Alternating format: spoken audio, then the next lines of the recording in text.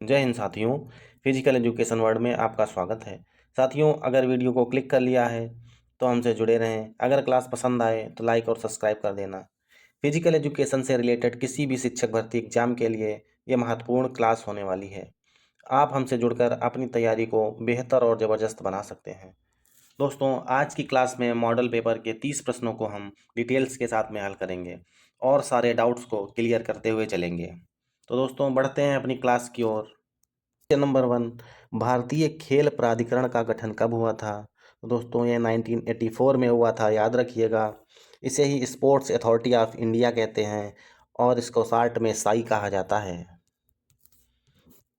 Question number 2, Michael Ferreira का नाम किस खेल से जुड़ा हुआ है? साथियों, याद रखिएगा, ये बिलियर्ड से जुड़े हुए हैं। क्वेश्चन नंबर 3, 1998 में हॉकी विश्व कप टूर्नामेंट कहाँ आयोजित किया गया था? साथियों, ये हॉलैंड में आयोजित हुआ था। हॉलैंड का अभी नाम बदलकर नीदरलैंड हो गया है और उस समय उट्रेच में आयोजित हुआ था। उट्रेच ये हॉलैंड का एक सिटी है और ये 9th एडिशन था। दोस्तों, 1998 का हॉकी वर्ल्ड कप नीदरलैंड ने ही जीता था। स्पेन को इन्होंने हराया था। अब जान लेते हैं दोस्तों, महिला हॉकी वर्ल्ड कप 1998 का, ये भी 9th एडिशन था। इसमें ऑस्ट्रेलिया ने नीदरलैंड को 3-2 से हराया था। दोस्तों, अब कुछ और जानकारियां इसके बारे में जान लेते हैं। हॉकी वर्ल्ड कप 1971 में स्टार्ट हुआ था। फर्स्ट टाइम ये बार्सिलोना स्पेन में खेला गया था। इसे पाकिस्तान ने जीता था और हमारी भारतीय टीम सेमीफाइनल तक पहुंची थी। हमारी भारतीय टीम ने केन्या को हराकर ब्रॉन्ज मेडल जीता था। दोस्तों, अब जान लेते हैं 2023 के हॉकी वर्ल्ड कप के बारे में, जो हमारे भारत देश में हुआ था।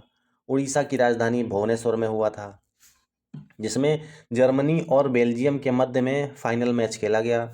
जर्मनी और बेल्जियम ने 3-3 गोल किए। इसके बाद पेनाल्टी शूट आउट में जर्मनी ने बेल्जियम को 5-4 से हरा दिया। क्वेश्चन नंबर 4, 1998 में हॉलैंड में आयोजित पुरुष विश्व कप में टूर्नामेंट में कौन विजयी था? तो दोस्तों, ये हॉलैंड विजयी हुआ था। इसने जर्मनी को हराया था। क्वेश्चन नंबर 5, राष्ट्रीय महिला खेल उत्सव किस वर्ष प्रारंभ किया गया था? तो दोस्तों, अकॉर्डिंग टू द ऑप्शन 1975 में राष्ट्रीय महिला जन्नत योजना आई थी और इसका उद्देश्य था महिलाओं को खेल कूद के लिए बढ़ावा देना। और दोस्तों, दूसरा 1987 में महिलाओं के लिए राष्ट्रीय खेल महोत्सव चालू हुआ था, जिसका उद्देश्य था महिलाओं को स्पोर्ट्स में आगे बढ़ाना। ध्यान रखिएगा दोस्तों। क्वेश्चन नंबर 6, रंगास्वामी कप किस खेल के लिए प्रदान किया जाता है? ध्यान रखिएगा दोस्त, ये हॉकी के लिए प्रदान किया जाता है। क्वेश्चन नंबर 7, क्यू किस खेल से संबंधित है? साथियों, क्यू बिलियर्ड से संबंधित है। क्वेश्चन नंबर 8, डोपिंग परीक्षण के लिए किसका नमूना लिया जाता है? तो साथियों, ये यूरिन का नमूना लिया जाता है। क्वेश्चन नंबर 9, कैडी शब्द किस खेल से जुड़ा हुआ है? तो दोस्तों, कैडी गोल्फ से जुड़ा हुआ है। आपने देखा होगा कि गोल्फ खेलने वाले के साथ में एक व्यक्ति चलता है जो बैग लिए होता है, वही व्यक्ति कैडी कहलाता है। क्वेश्चन नंबर 10, किस भारतीय खिलाड़ी ने प्रथम ग्रैंड स्लैम की उपाधि धारण की? तो ये दोस्तों महेश भूपति थे, जिन्होंने पहला ग्रैंड स्लैम जीता था। 1997 में रिकी हिराकी, जो जापान के खिलाड़ी हैं, इनके साथ में महेश भूपति ने फ्रेंच ओपन को जीता था। फ्रेंच ओपन को जीता था। और दोस्तों, कुछ फैक्ट जान लेते हैं। साथियों, अभी तक केवल 4 भारतीयों ने ग्रैंड स्लैम खिताब जीता हुआ है। महेश भूपति 8 खिताब, लिएंडर पेस 10 खिताब, सानिया मिर्जा 3 खिताब और रोहन बोपन्ना, इन्होंने 2017 में जीता था। पिछले 4-5 सालों से हमने कोई भी ग्रैंड स्लैम खिताब नहीं जीता है। क्वेश्चन नंबर 11, एक आनंददायी रचनात्मक क्रिया जिसमें व्यक्ति अपनी अभिव्यक्ति करता है। तो दोस्तों, व्यक्ति को आनंद कहाँ आता है? कैंपिंग करने में, जहाँ पर व्यक्ति अपने हिसाब से सारी क्रियाएं करता है। क्वेश्चन नंबर 12, किस खिलाड़ी ने ओलंपिक फाइनल में चौथा स्थान प्राप्त किया? तो दोस्तों, पीटी ऊषा और मिल्खा सिंह, ये दोनों ही खिलाड़ी थे। याद रखिएगा दोस्तों, पीटी ऊषा ने 1984 में लॉस एंजिल्स ओलंपिक में 4th प्लेस हासिल की थी। और मिल्खा सिंह ने 1960 रोम ओलंपिक में 4th प्लेस हासिल किया था।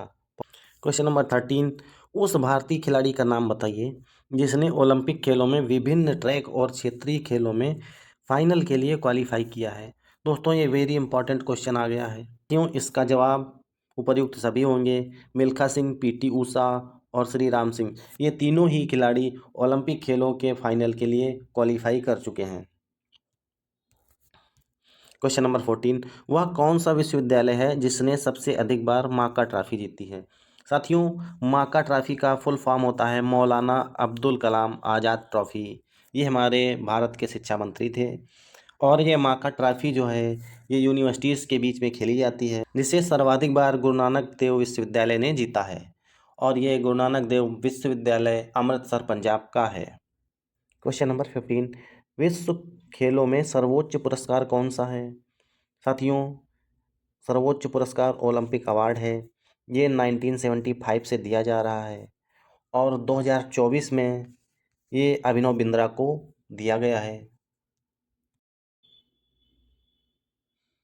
क्वेश्चन नंबर 16, महिलाओं में अभी तक सबसे कम उम्र की कौन सी महिला टेनिस खिलाड़ी है? साथियों, ये मार्टिना हिंगिस हैं। ये स्विट्जरलैंड की खिलाड़ी हैं। इन्होंने 17 वर्ष की एज में 1997 में रैंक 1 हासिल किया था। क्वेश्चन नंबर 17, प्रत्येक नए वर्ष के प्रथम दिन कौन सा ग्रैंड स्लैम टूर्नामेंट प्रारंभ होता है? तो दोस्तों इस प्रश्न का हमारा सही जवाब हो जाएगा ऑस्ट्रेलिया ओपन। आइए सारे ऑप्शंस को जान लेते हैं। दोस्तों फ्रेंच ओपन जो है ये हमारा 1891 में स्टार्ट हुआ था और ये मई जून में खेला जाता है और ये क्ले कोर्ट पे खेलते हैं। ऑस्ट्रेलिया ओपन ये 1905 में चालू हुआ था। इसे जनवरी में खेलते हैं और ये हार्ड कोर्ट पे खेला जाता है। यूएस ओपन के बारे में जान लेते हैं। ये 1881 में स्टार्ट हुआ था और अगस्त सितंबर में खेला जाता है और ये हार्ड कोर्ट पे खेला जाता है। विंबलडन ओपन ये सबसे पुराना है, 1877 में स्टार्ट हुआ था और ये घास पर खेला जाता है और दोस्तों ये जुलाई के महीने में स्टार्ट होता है। क्वेश्चन नंबर 18, प्रथम भारतीय पुरुष जिसने इंग्लिश चैनल तैर कर पार किया था? तो साथियों इंग्लिश चैनल को तैर कर पार करने वाले मिहिर सेन थे। साथियों जान लेते हैं इंग्लिश चैनल ये है क्या। तो ये फ्रांस और इंग्लैंड के मध्य में एक समुद्री सीमा है जहाँ पर ज्वार और लंबी लहरें आती हैं और ये अटलांटिक महासागर पे है, अटलांटिक महासागर में है। उम्मीद करता हूँ आपको ये समझ में आ गया होगा। क्वेश्चन नंबर 19, IAAF का पूरा नाम क्या है? तो दोस्तों इसका नाम है international amateur athletics federation. Question number 20, round robin प्रतियोगिता में डबल लीग प्रकार के कुल मैचों की संख्या निकालने का सूत्र है। तो दोस्तों इसका फार्मूला है N(n)-1। तो हमारा ऑप्शन बी सही हो जाएगा। क्वेश्चन नंबर 21, उस खिलाड़ी का नाम बताइए जिसे सर्वप्रथम पद्मश्री पुरस्कार से सम्मानित किया गया था। पद्मश्री पुरस्कार से सम्मानित होने वाले हमारे मिल्खा सिंह थे। क्वेश्चन नंबर 22, मुख्यतः शिशु के समाजीकरण की प्रक्रिया कहाँ से प्रारंभ होती है? साथियों शिशु जो है सबसे ज़्यादा अपने घर से सीखता है, अपने आस पड़ोस में रहने वाले वातावरण से सीखता है। तो बच्चों को समाजीकरण जो होता है वो उसके घर से होता है। तुम्हारा ऑप्शन ए सही हो जाएगा। क्वेश्चन नंबर 23, सामान्य भाषा में शारीरिक शिक्षा का उद्देश्य है। तो दोस्तों शारीरिक शिक्षा का उद्देश्य है सर्वांगीण विकास करना, मतलब बहुमुखी व्यक्तित्व का विकास करना। इसका सही जवाब हो जाएगा। क्वेश्चन नंबर 24, टेनिस में वर्ष 1999 के लिए प्रसिद्धि का प्रमाण पत्र दिया गया। तो दोस्तों ये लिएंडर पेस और मिक्की आर्थर इन दोनों लोगों को दिया गया था। तो ऑप्शन सी हमारा सही जवाब हो जाएगा। नंबर 25, बैडमिंटन में कितने वर्ष बाद थॉमस कप और चीयर का टूर्नामेंट आयोजित होता है? याद रखिएगा दोस्तों ये 3 वर्ष बाद आयोजित होता है। क्वेश्चन नंबर 26, कौन सा विटामिन जल में घुलनशील है? तो दोस्तों जल में घुलनशील विटामिन को बी और सी बोलते हैं, और फैट में जो विटामिन घुलनशील होते हैं वो ए, डी, ई, के हैं। तो इस प्रश्न का हमारा सही जवाब हो जाएगा vitamin C. Question number 27, school जाने से पहले बच्चे किसके द्वारा तेजी से सीखते हैं? तो साथियों देखा होगा बच्चे आपकी नकल करते हैं, जो भी आप कर रहे होते हैं छोटे बच्चे वही करने लग जाते हैं। तो स्कूल जाने से पहले बच्चे नकल से सर्वाधिक सीखते हैं। ऑप्शन ए हमारा सही जवाब हो जाएगा। क्वेश्चन नंबर 28, स्टार्च का सबसे अच्छा स्रोत कौन सा है? तो स्टार्च के लिए गेहूं, जौ और दूध, ये तीनों ऑप्शन सही हैं। ऑप्शन डी हमारा सही जवाब हो जाएगा। क्वेश्चन नंबर 29, 110 मीटर की बाधा दौड़ में बाधा की ऊंचाई निम्नलिखित में से कम कितनी होती है? तो दोस्तों 110 मीटर जो हर्डल होता है इसको हम हाई हर्डल भी कहते हैं, ये हाई हर्डल के नाम से भी जाना जाता है, और इसकी ऊंचाई 1.067 मीटर होती है। क्वेश्चन नंबर 30, निम्नलिखित में से कौन से अंतर्राष्ट्रीय खेल भारत में प्रारंभ किए गए थे? साथियों याद रखिएगा ये खेल स्नूकर और बैडमिंटन थे। दोस्तों ये आज की हमारी क्लास थी, उम्मीद करता हूँ आपको पसंद आई होगी। मिलते हैं अगली क्लास में अगले 30 क्वेश्चंस के साथ में। तब तक के लिए हंसते रहिए, मुस्कुराते रहिए। जय हिंद।